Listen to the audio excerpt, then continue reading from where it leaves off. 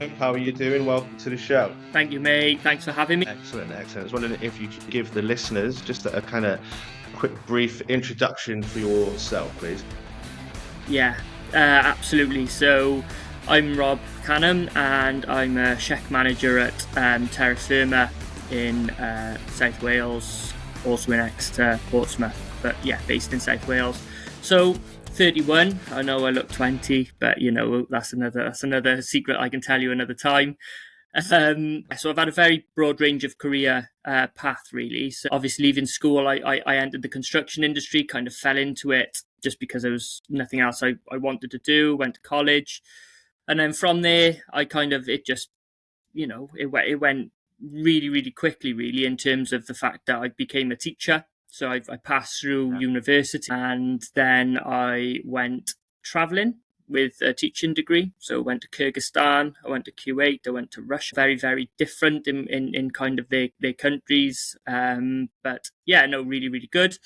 Then I kind of fell out of love with that, came home, had a family, and I passed through a number of jobs then, really, in terms of a behaviour manager in a secondary school or comprehensive school. Then it was kind of nursery management, play development. So it was all very much to do with the child, really, and the psychology behind that.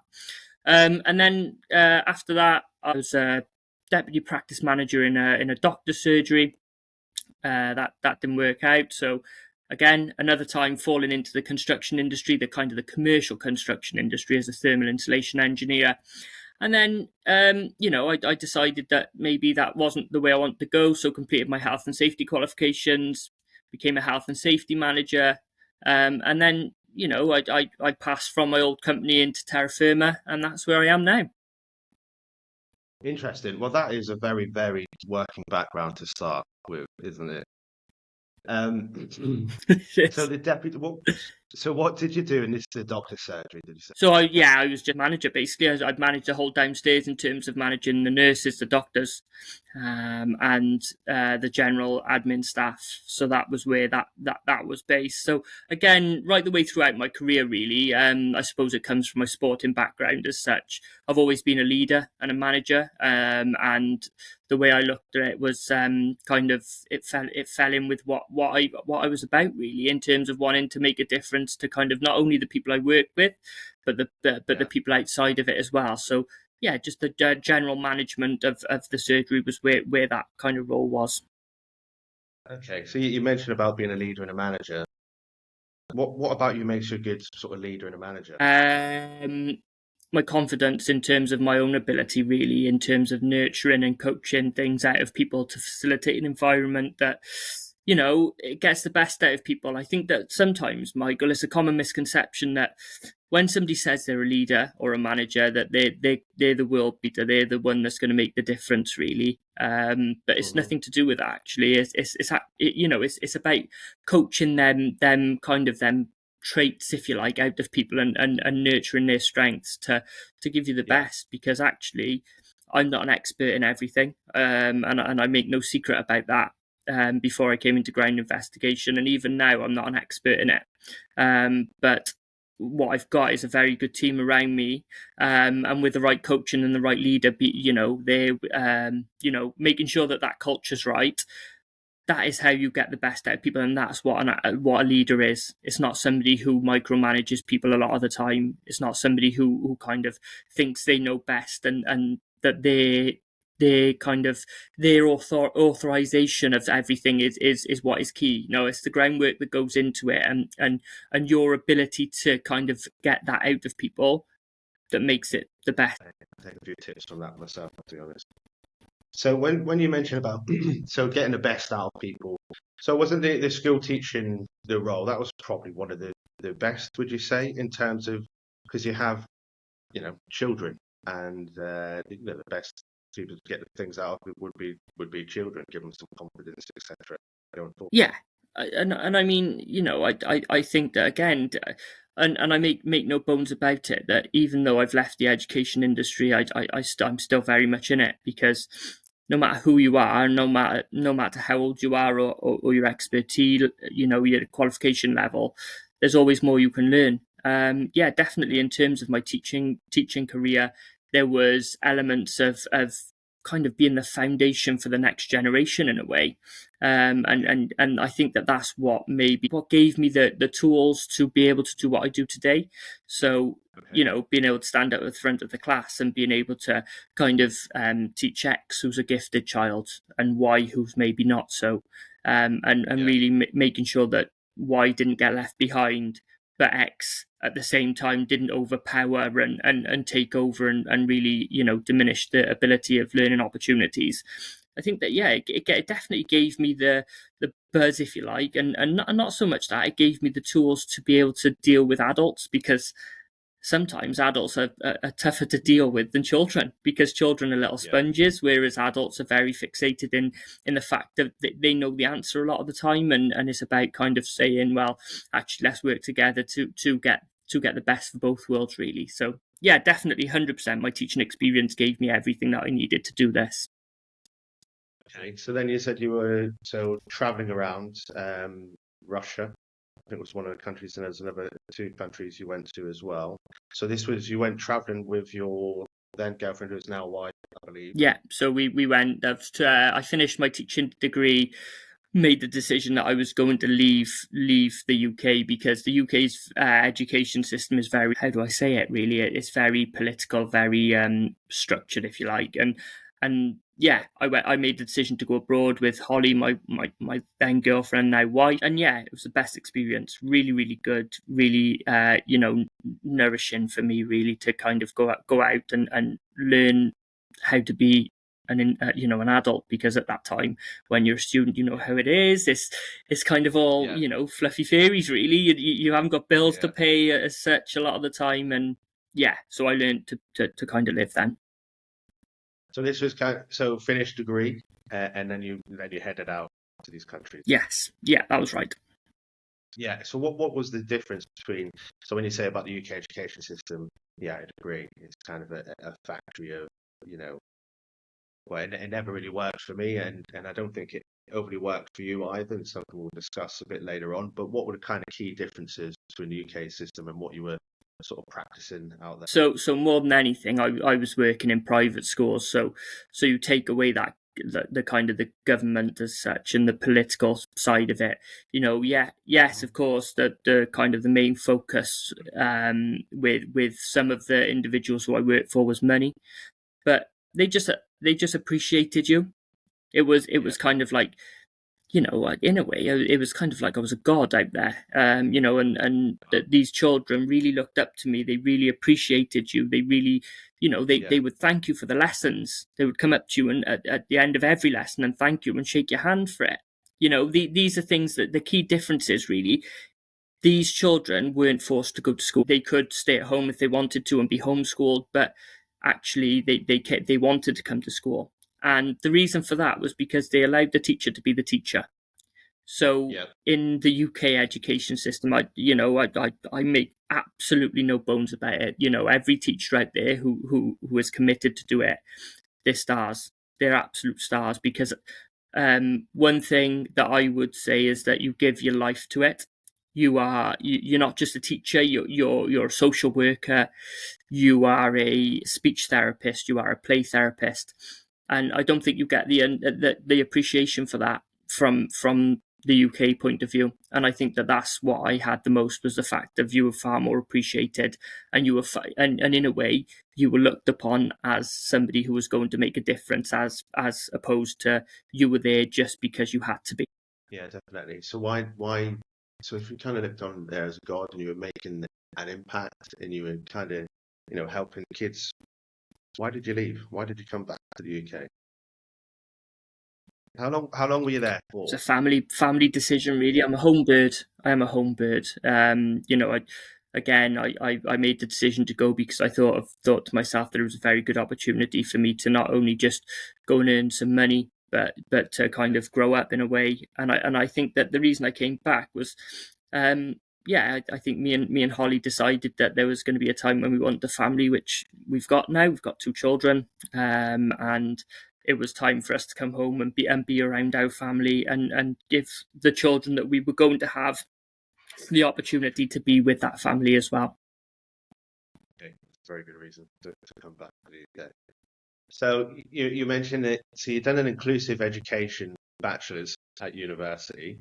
I haven't heard that. I was wondering if you could give me a little bit of a rundown of what an inclusive education bachelor's is, please. Yeah, so it was just it's a branch of an education degree, really. So you have your generic education degree, and we were in with the generic education learners, if you like, for the majority of it. But we had the extra modules on kind of the learning difficulty aspect of things and the psychological aspect of things, rather than just the child development.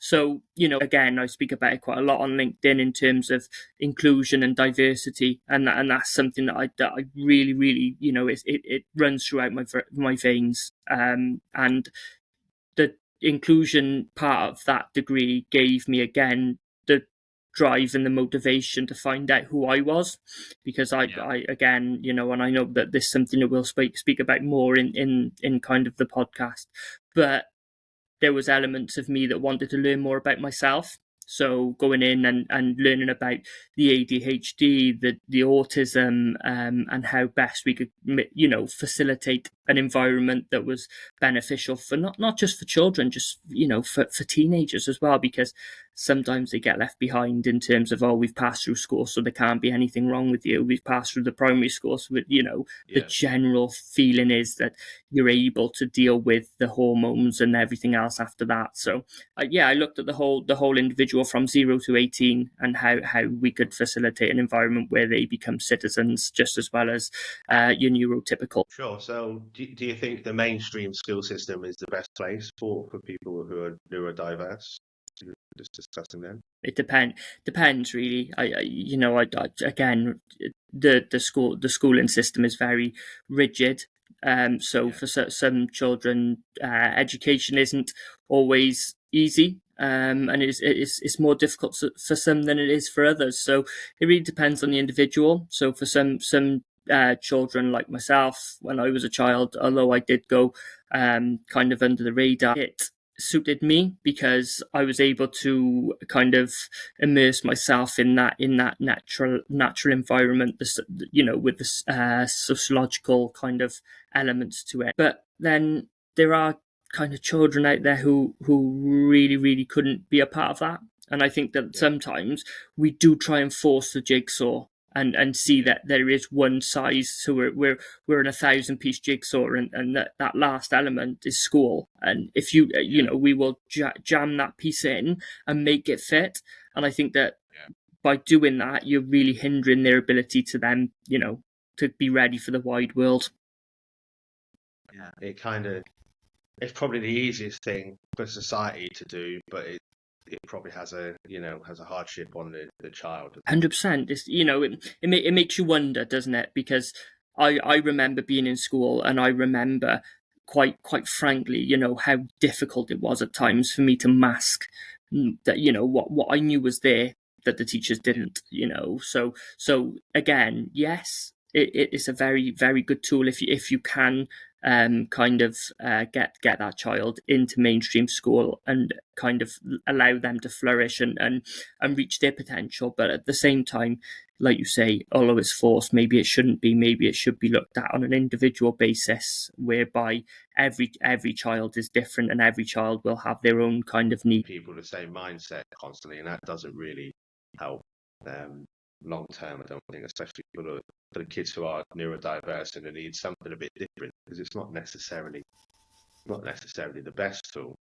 Yeah, it's the same as the working environment as well, Michael. I think that this whole neurodiversity kind of element, and I put it up on my LinkedIn again the other day about how what people knew about it, and what's quite striking actually is that there are still people out there who do not know what it means, but by no kind of fault of their own, and there's no judgment coming from my point of view, but kind of like seen as a new topic or a new kind of fad in a way. But it's not. This isn't a new kind of thinking behind the way that the brain works. It's been around for a long time. It's just becoming more spoken about now, just as mental health is in the construction industry. There's still a long way to go, but it's not new, and it's there, and the research is there for it as well. So I do encourage people to not just, just accept that it's there, just to ask questions, and to really look at it themselves, and make their own kind of opinion of it, really. Traits regarded as normal variation in a human population, used especially in the context of autism spectrum disorders. So it's not new. Is the word new, or are we just hearing it a lot now? So it ranges back to like 1990s, really. So it really and truly depends on where you are in your working career, really. So yeah, it is new, and I'll be totally honest with you. This wasn't a word that I was familiar with until I left school, and I was kind of researching it for myself in a way, of kind of why are you the way you are, Rob? That start to grow up a little bit, stop being like this, and then that's when I learned about it.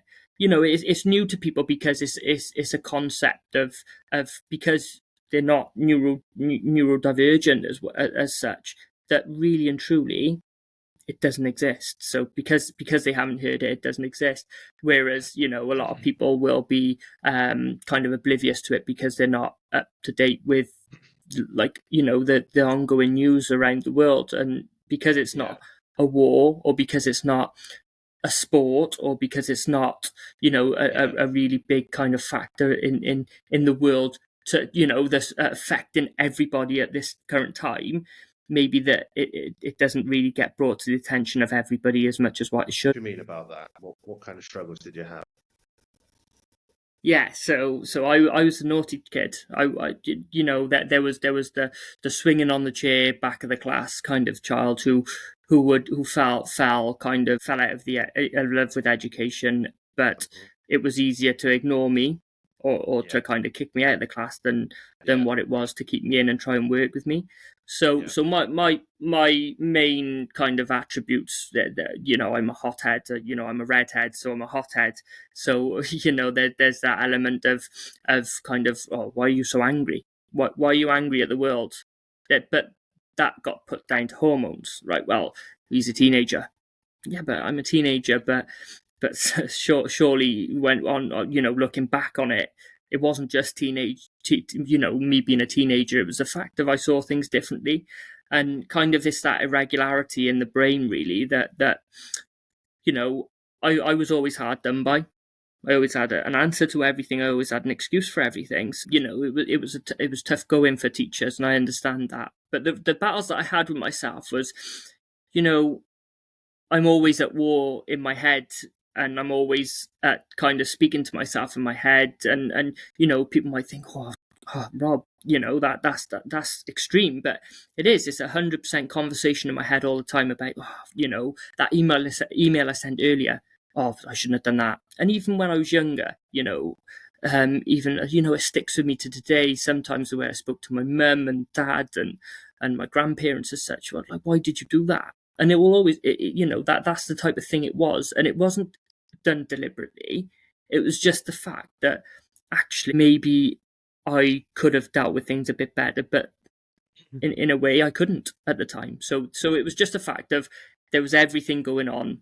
So, I was a typical teenager. I wanted to be out with my friends. I wanted to be playing football, or having a little laugh around my friends, having a drink and whatnot. But the battle that I had was definitely there. It was definitely kind of like an ongoing battle, but it was one that got ignored right the way throughout school. And when you say you could have done things a little bit differently, how old were you when you're sort of thinking that? 13. 13 was that was when things started going bad.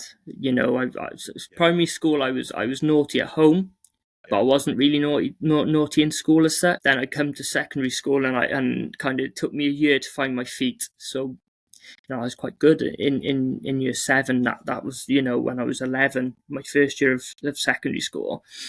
And then 13, it was kind of like a hurricane in a way, Hurricane Robbie. It was it was a disaster. It really, really was. And hats off to my mum, because I don't know how I would have coped with myself. I've got 2 children now, and I sure as I hope that kind of they aren't as bad as me. I think that I'm more equipped than what maybe my mum was because of my understanding of it. But yeah, I think it was 13, that was when that battle started, of right, I want my place in the world, but I want to be me. And I didn't quite fit into that stereotypical place in the world. Yeah. And, it made it difficult for me to even just regulate my thoughts and my feelings. And then I feel that it's, I still get it now, whereas sometimes things get overwhelming and, like being on a construction site when I was 26, 27, and being very, very different from people and kind of having to mask in a way sometimes that feelings, that emotion and kind of the way I was to an extent. It's a very, very, very difficult task. And that's why I want to do more things like this, because at the end of the day, the more that people know and the more that people see as being normal, in inverted commas, because what is normal? But normal to some people is different to others. And I think that the more that people see that, the better it is, and the less kind of, the less jokes and kind of banter you have about it, because it's not all about, oh, you're very different or you flipped off the handle. Yeah, sure. Okay. So you say about masking feelings and emotions whilst being on site, or sort of having to constrain them, I suppose. What kind of feelings and emotions were you having, and how do you think that differed to others? So in terms of my feelings and my emotions, I'm an emotional person. That's one thing that that is good. It's good about me, because actually I don't try and fight the feelings, but Yeah. I think that especially in construction, where we're still very much a male orientated or male dominated industry, which is great to see some of the girls coming through and the women who were able to kind of change the perception of the authoritarian male kind of industry. Yeah. It was difficult because actually from me having ADHD, I got physical tics as well. Okay. So I would share a van with some people and my breathing would start to go and then I'd become anxious and I'd mask it, because Yeah. it's just easier sometimes just to not have that conversation of, oh, Rob, what are you doing? What's that noise? And I've had it so many times whereby you're doing it and you're trying to mask it and it just comes out worse. Yeah. So the masking element of it is kind of like that anxiety. So I suffer with anxiety as well. It comes as a surprise to some people because I'm quite confident and I'm quite outgoing, I'm quite social. But I do suffer with anxiety, and I could walk onto a building site and think to myself, oh, that group of people over there are talking about me. And really and truly, I think that in a way, it stopped me talking to people. And it stopped me in my kind of mission to change the industry. I fell, failed in it really, because actually it was just easier just to get on with it. So them feelings and them emotions as such, they're easy to come out in the wrong way. Yeah. So I'm anxious, but I'll be this outspoken individual. That's me anyway. But I more so to mask it and to have people talking about me from being somebody who's very similar to others on site, rather than that. Robbie's just come to me and just said, you know what, I'm having a bit of an anxious day today. I've got heart palpitations and I'm second guessing what people are thinking about me. But, because at the end of the day, again, it's just not spoken about, and it's not spoken about enough. Okay. Let's have it going now then, shall we? So what is neurodiversity? So this is kind of where I'm at. So I've got ADHD. So that's a part of neurodiversity. So basically what neurodiversity is a variability in your thoughts and your behaviours.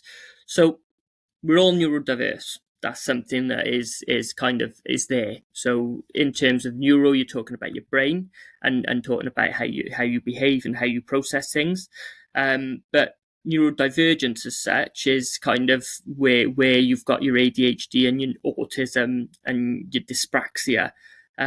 So it's just basically the differences of how you process things and how you behave to certain stimulants.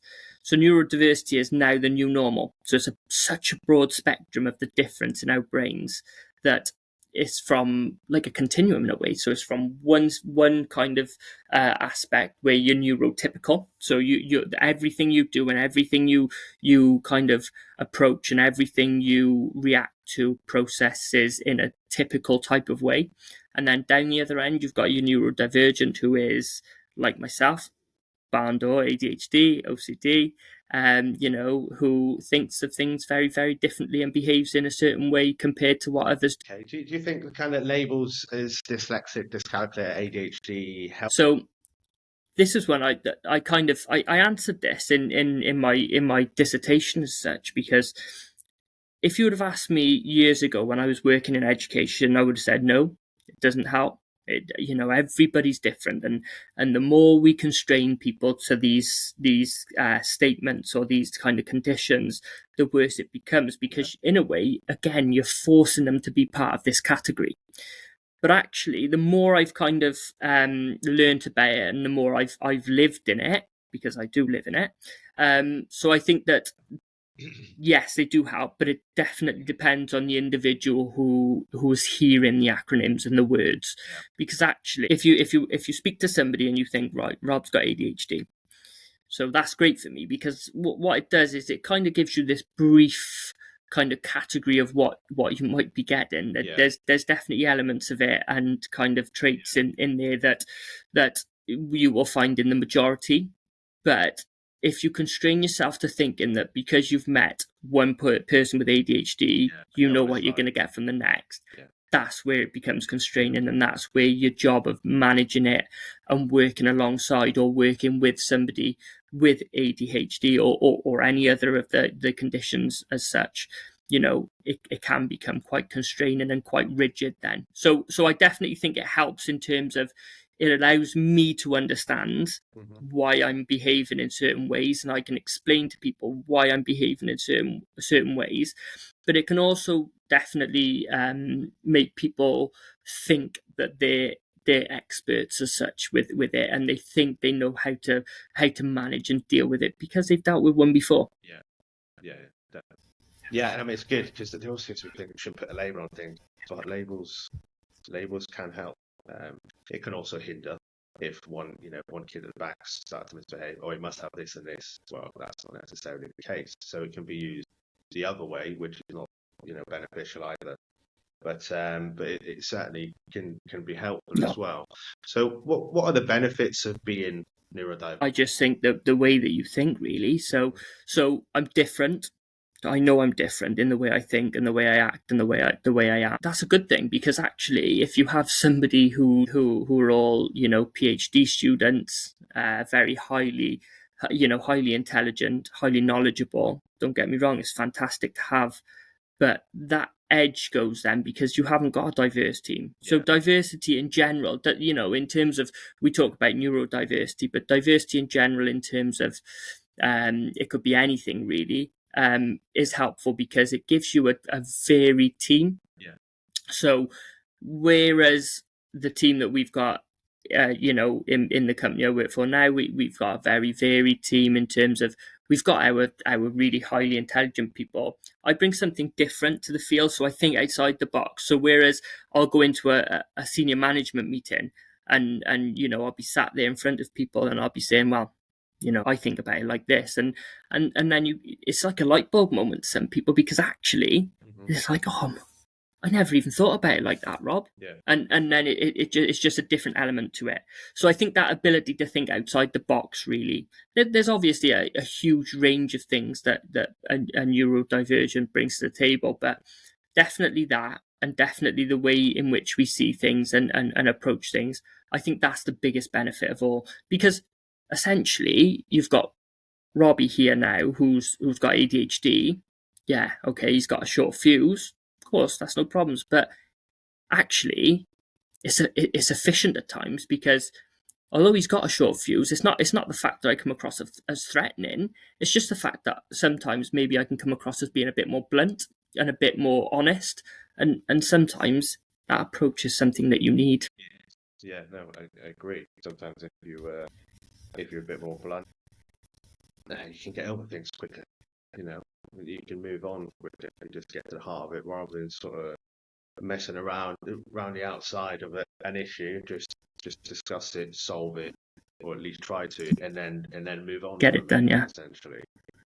So what would you say are some of the negatives? So again, I think one of the negatives as such, not just in terms of the person that you're employing, is just about the lack of understanding there. Yeah. So if you don't understand neurodiversity or a neurodivergent individual, then they're going to be very difficult to manage.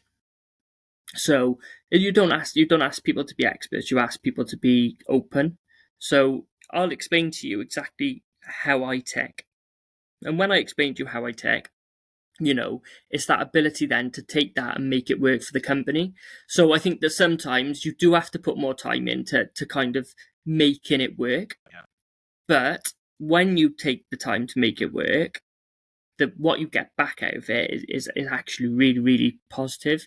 So for example, when I went came to Terra Firma, there was already a basic understanding from the directors. But the time they took to get to know me, and the time they took to kind of, decentralize that typical narrative, really, of all right, it's just another ADHD individual. They took the time to get to know me and to understand how they were going to manage me. I don't take a lot of managing, but there is times when I do need certain things, and that's something that they gave me. But I think the positives from it is that you can take companies to a different dimension, somewhere that maybe they didn't believe they could go. Yeah. So I'm a really, really driven individual.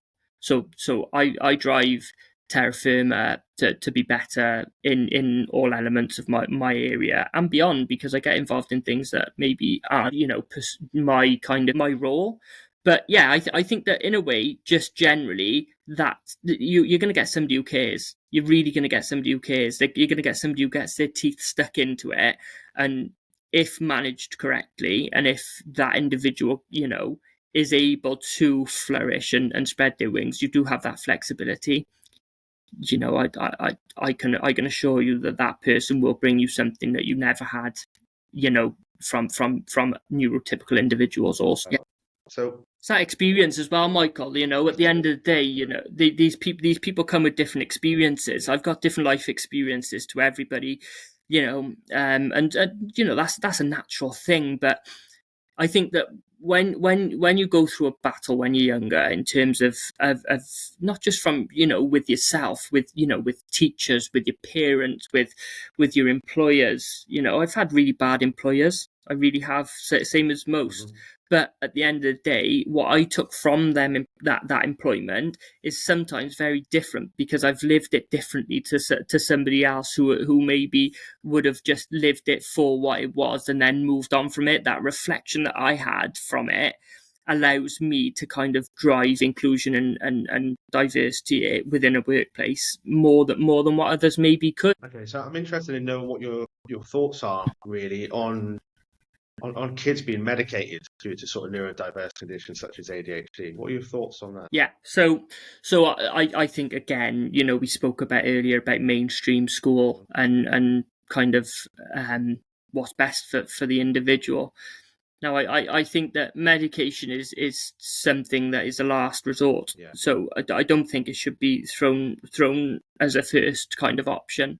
I think that there are things out there that people can do to live with ADHD or any other condition without medication. There's strategies out there. There's definitely elements of life that you can go through, and areas of life that you can go through without having that. And I think that sometimes people are frightened to kind of medicate, but it's got its place. It really has. I'm not medicated myself, but whereas I was a very late kind of diagnosed individual, I definitely see that there were stages of my life that medication would have had their place, and maybe I could have flourished a little bit more, and it could have leveled me out, to be able to do that. But there's definitely a place. I think that it's very difficult, and many people might think differently to this, but it's very difficult to get medicated for ADHD. And it's a very long, drawn out process, and people get so fed up with it, sometimes they give up. It's not, it's that if you do believe that your child should be medicated because they it's hindering them to the point that their everyday life, then definitely is something that needs to be done. But yeah, you're right. Medication again is definitely needs to be seen in kind of like an element of does that child actually need it, and really and truly, is it going to benefit them, benefit the family, benefit that child's aspirations moving forward? And if the answer to that is yes, then by all means, I think the medication is the answer. Yeah, sure. I suppose I would imagine that it's overused medication because it's always easier to deal with if your kid has ADHD and huge bundles of energy and constantly getting themselves into issues. You think, well, I could just give them this tool once a day or twice a day, and it can kind of reduce this. Then why not? Because it would take an especially. It's a lifelong commitment. It's a lifelong commitment. It really is. Yeah, and it goes without saying that don't think that because you're medicated it goes away, because it doesn't. Yeah. And there's going to be times when there's a tertiary kind of process whereby you need to get the right amount, the right based on your body and things that it's not just a kind of like for example, and I'm quite open about this, like I take 200 milligrams of sertraline every day for anxiety. Okay. Like that's not something that I shy away from. It's the fact of I need it. So part of that is to do with simmering my OCD traits, but there is definitely an element of a mood kind of stimulant in a way. Yeah. So with that, I take it and I think to myself, right, okay, so what they did was they put me on 50 milligrams and then they kind of crept it up, 100, 150, 200. So 200 is the maximum that you can be on.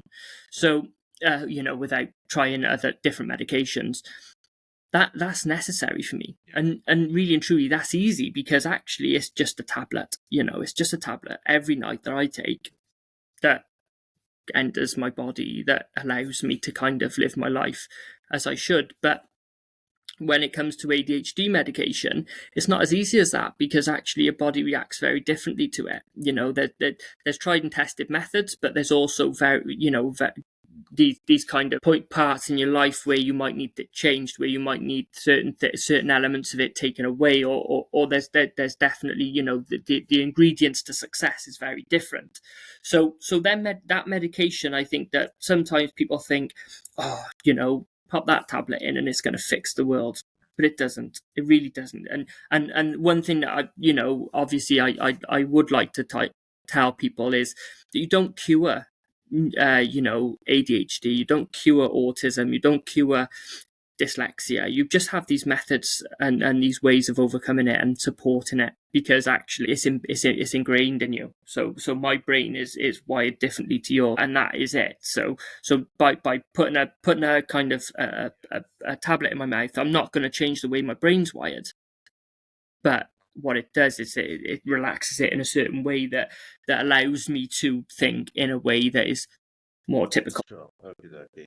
So that's a more recent thing then. So I looked in your details that you sent across. So about a year and a half, you were diagnosed with the bundle ADHD and OCD. Is that right? Yeah. So how did that come about? So that just came about from your previous experiences then.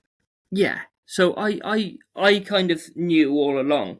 So when I was younger, my mum knew that there was something about me that was very different. So she brought somebody in, and I can't really remember. My mum was very ill when I was younger. She had a brain tumor and whatnot, and she a lot of her memories kind of aren't as maybe as vivid as what they could have been without it. But she brought somebody in, and they basically said, right, okay, yeah, well, he's got oppositional defiance disorder.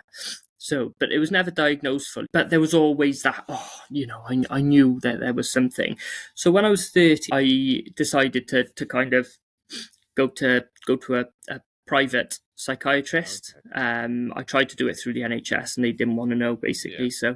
So I went to a private psychiatrist, and they kind of, I walked in and I sat there, and I was nervous and whatnot, and my legs started shaking, tapping, and the guy came downstairs, the psychiatrist, and I remember his name, Alistair, his name was, and he took me upstairs and he said, you know what?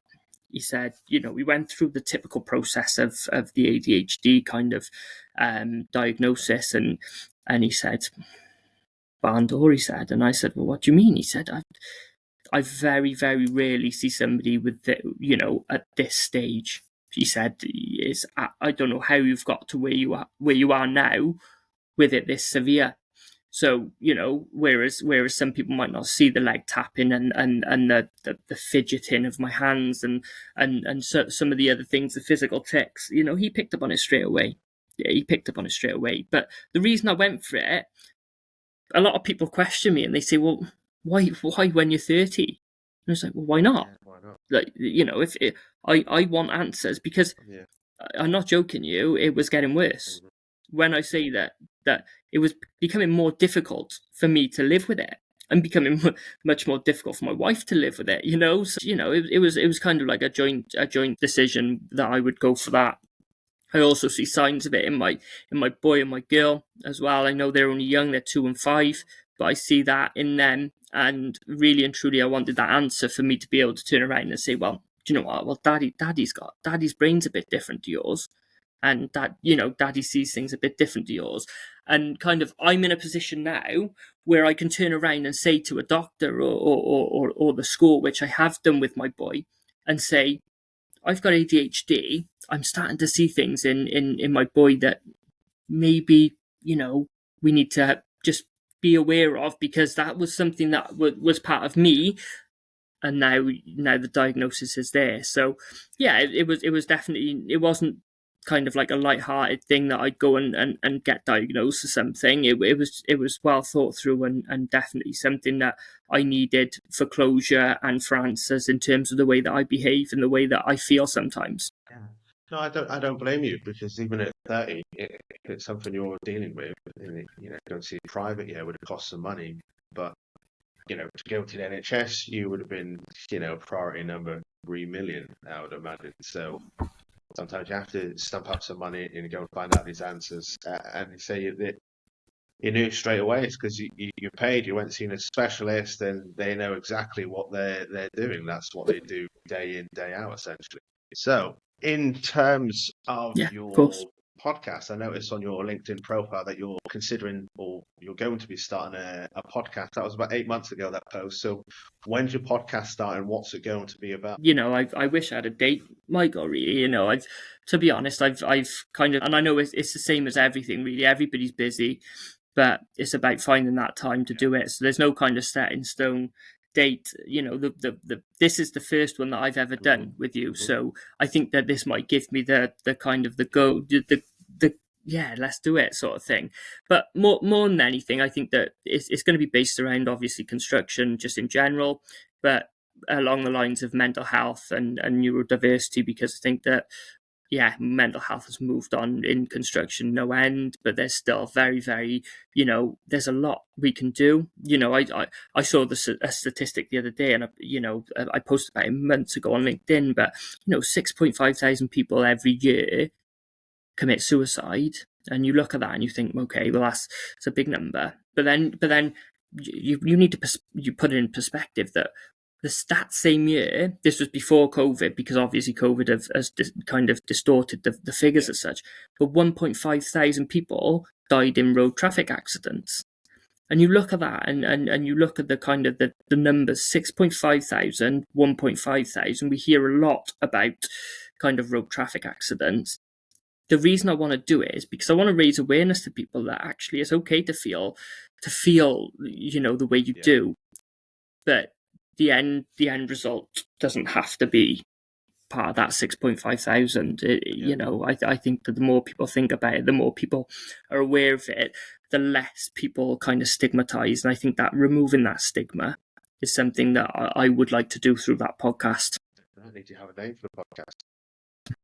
Is it work in progress? Not at the minute. So if anybody's got any anybody has got any kind of name ideas, then definitely I think that it's definitely at the planning stage at the minute. But it doesn't take long to kind of come together, and again, with my ADHD, I hyper focus on things. So when I do get that, I'm going to do it. It'd be bit of a quick turnaround, and it'll be kind of jumping into it with 2 feet. So what I did is I paid for everything, the launch, and then I put it off for about 9 months because I was just scared to start it. So I wouldn't say do that. I would set a date. You set a date, hold yourself accountable for that date. You don't have to rush into it, but you set a date. This is when I'm doing it. You've got to buy the things that you need, a microphone, maybe a light, etc. Get a guest. When am I going to start that? Because life's never perfect in order to start something new, I don't think. Yeah. So yeah, I would definitely. And my advice for your podcast is might be good now. I'm on annual leave for a week, so maybe I've got a little bit of time to do it. There you go. You just kind of have to start. You know, I'm doing this. There's so many improvements I could make, but you know what? Doing it to some level is better than not doing it in thinking, oh, if I just get this bit right and that bit and this bit perfect, but I'll never do it because I'll never get around to doing all of these things. So yeah, I'd say just kind of go for it. Okay, so in terms of sort of ground investigations, really, so you say that Terra Firma is one of the most amazing companies you've ever worked for. So why is that? And I'm presuming that's kind of what you were saying earlier on about the kind of taking time to understand your experience. Yeah. So I think with Terra Firma is that the directors are very family orientated. So you know it's a tight knitted family kind of unit. So we've got directors that the founder Gwyn was fantastic. He's got all the experience in the world, and then you've got his son Matthew and his wife Fiona, and then the first person to ever be kind of employed by Gwyn, Steve. And his wife Holly in Exeter. I think that family kind of element of it is bred right through Terra Firma. So you don't have to tell them everything that you do. They don't micromanage you. So you're kind of left to your own initiative. They give me the time to do my voluntary kind of commitments, and that's something that they appreciate that I have. But not just that. They just, they understand it. They understand that there's going to be times when things get tough. There's going to be times when things run smoothly. But I think that kind of collaborative approach, whereas they respect everything that I come to them with, and, health and safety as such is kind of like, how do you say it? Some people like it, some people don't. Some people know it's necessary, and some people just think it's a waste of time. By giving me this role, this was a brand new role. So by giving me this role, they are open to change, and I think that the most important thing really is understanding that we're not perfect, and they know that, but they allow me to run with things, and again, they know I've got ADHD, they know I've got OCD. I told them at my interview, so they understand that I'm not the same as a lot of their employees. But they understand that, and they're open to it. So I think just in general, the culture of, yes, we own this business, but the people at the top really do care about the people that work there. And I think that when you have that, you want to do the best for them. And I think that's where that kind of the amazing feel comes from, because actually I'm still enjoying what I do, and I can assure you that I've never ever been in a job where I've been there close to what's coming up a year soon. And I'm still enjoying it. So I think that's where the amazing feel comes from, really. Sure. So you say you're a SHE-Q manager. What do you do? Sorry, give me 1 moment. Just hold on. There's a random dog in my garden. Okay, sorry. Let me ask that again. So what does a SHE-Q manager? Yeah, so SHE-Q, so safety, health, environment, quality manager. So I'm in charge of everything kind of accreditation based, kind of documentation in terms of health and safety. So I have the kind of the communication between the teams in terms of everything health and safety based, but not just that. And I think that's something that we'll touch upon more in terms of in questions to come. The environmental and quality aspect of it, they're not a tag along, they're part of my role every day. So I could be in charge of just going out to site. You see that quite a lot in terms of health and safety managers. They do get out on site, but I work a lot behind the scenes in terms of completing system audits and managing the business management system we've got in place, because we've got our certifications in terms of our ISO 9001, 14001, 45001, our construction line CHAS, SMARS, all of these things, and it's part of my role to kind of make sure that we're performing compliant, in range of the legislation, so we're compliant. But not just that, we go above and beyond that as well. Okay. So you mentioned SHE-Q, so the SH being sort of safety and health. What do you kind of do along the lines of the E, the Q, the environment and the quality? Yeah, so environment is a big thing now in terms of, you're looking at net zero, your road to kind of having zero carbon emissions, and that's very much a part of my job. How do we protect the environment? So we've recently undertaken our FORS audit, so Fleet Operators Recognition Scheme. So we're now FORS Bronze accredited, so we're now in a position whereby our fleet is environmentally friendly, or working towards that as such. So basically my job is to make sure that everything that we do doesn't affect the environment in a negative way, or if it does, that's as low as reasonably practicable in a way. The quality element of it is very, very broad. So like I say, we have a business management system, so the quality of our product as such, so our product being the report that comes at the end of everything that we do. So it's just about checking that everything that we have in place is process driven, so that everybody's working towards the same goal, so that everybody's aware of their roles and responsibility, and everybody's acting in accordance to kind of what the policies and procedures say. So, for example, we've got a policy, a procedure, based on the kind of the quotation stage, the action stage, whereas you're doing your desk studies and your site works, and then the reporting stage afterwards. So it's just making sure that the quality element of that is there, as well as the quality element of everything that goes along with the health and safety. So your risk assessment, your method statement, your permit to digs, your construction phase plans, that they're all in place as well. So it's very, very broad in terms of, it's not just kind of like the safety and health and safety point of view. It's from everything that we do from kind of start to finish of the project life cycle, really. Sure. Okay.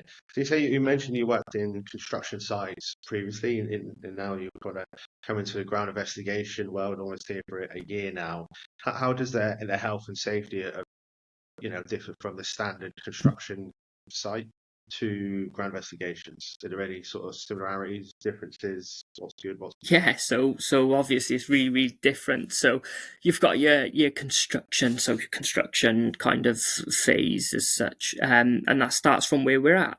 Now a lot of the time that's where we're at anyway. Somebody wants to do something to make that happen. We need to investigate what's beneath the ground, or kind of the stability.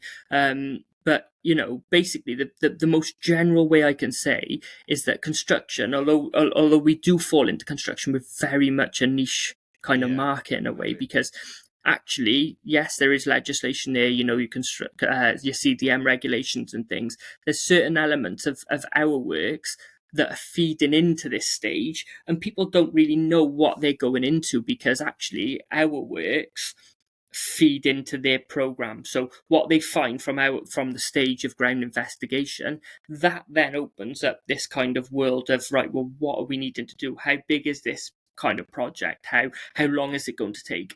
So although we do fall under CDM regulations, a lot of the time our stage as such is kind of a preliminary stage. And I think that the main kind of differences as such is that you don't see it being a construction site a lot of the time. There are elements of construction sites out there. We go into kind of live construction sites, but lots of them, your greenfield sites and things like that, to the regular individual walking past, they don't see it as being a construction site. So I think that knowing that there are still hazards and risks there, and that maybe in a way they're kind of a little bit more intense in a way, because actually what lies beneath, what lies beneath. We don't really know what we're going into, really. You can CAT scan it.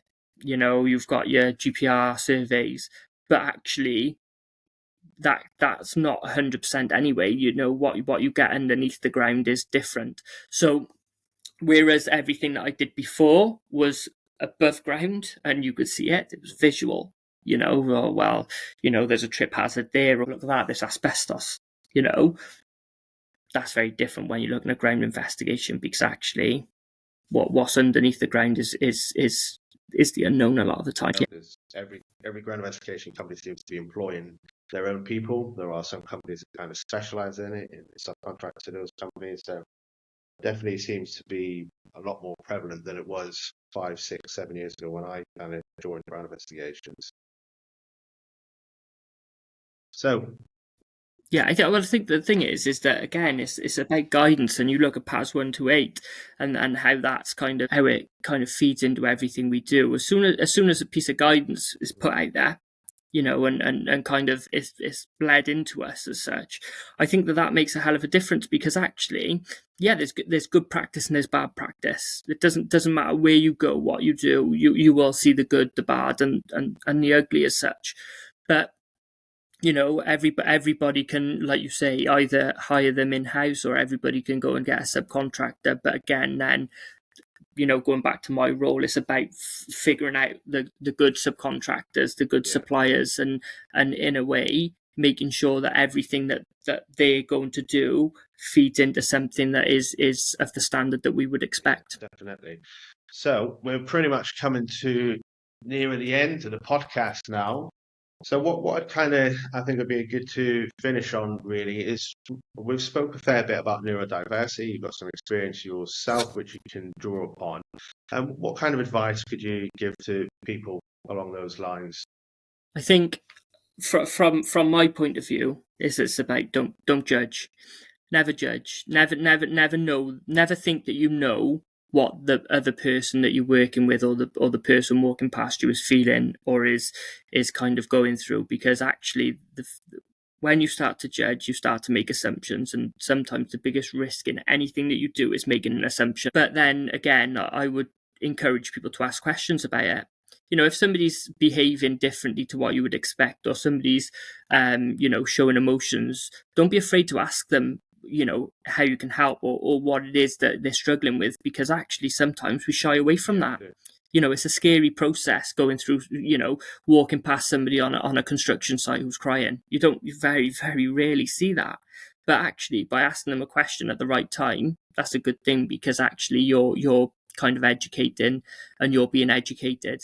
Another thing that I always think about is that be open-minded about SHE-Q. So don't think that because you see me, and I know that some of your viewers, Michael, are people that we work with on a subcontract basis. Don't be afraid that because I'm on site, I'm not trying to catch you out. There's not something in me that I don't thrive on going to site and shouting at people and telling them that what they're doing is wrong. Actually, there's an element of flexibility there. So yeah, what you're doing might be wrong, but why can't we work together in coming up with a better solution? There's no better person to tell me how you should do your job than you, because although there is legislation, let's be honest, there's a reality to it as well. I think that the last point that I want to get to people is just be honest with yourself. The best bit of advice I can give to anybody is not to mask your insecurities or your feelings, because it's actually a natural process to worry. It's natural to cry. It's natural, at times to kind of go through bad, go through good. But actually, what isn't natural to it is to stop it forcefully. So if you're feeling like you're insecure the one day, the more you fight that, and the more you say, well, actually, no, I can't feel like this, the worse it gets. If you speak about it and you're open and honest, it doesn't even have to be with the people you're working with. It can be with yourself. You can actually speak to yourself about it and just go through this element of, right, well, I'm feeling like this, what can I do to make myself feel a little bit better, or what is it that I need to do? And I think that the less you mask, the better it becomes for you. So in terms of everybody who's listening, just remember that everybody, you strip us back. You're a driller, you're an engineer, you're a principal engineer, you're a director. You strip you back, and you've all got feelings and you've all got thoughts. So just remember that, it's not going to be a bad thing. The more you talk, the better it becomes. And that conversation sometimes can save a life. That's a fantastic way to wrap up the podcast. Thank you very much for coming on today, Rob. Thanks very much for having me, and thanks for listening, guys. Everything is different. Everything is not the same. So definitely take advice and keep listening to Michael. He's got some very good advice, and some of the some of the people who come on are very good. Oh yeah, I'd second that. Some of the guests are good. I'm not sure you should listen to me though. But thank you very much for your time today, Rob. Most appreciated. Thanks, mate. Take care now.